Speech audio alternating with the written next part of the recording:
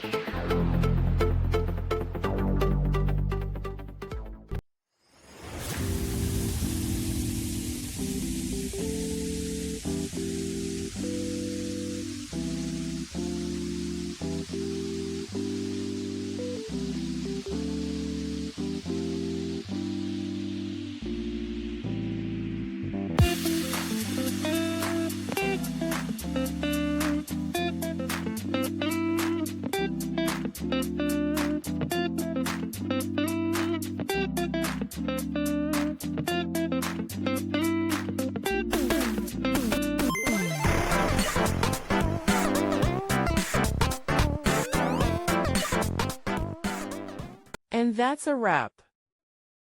I hope you found the answer you were looking for. If you did, take a second to hit that subscribe button. It really helps out.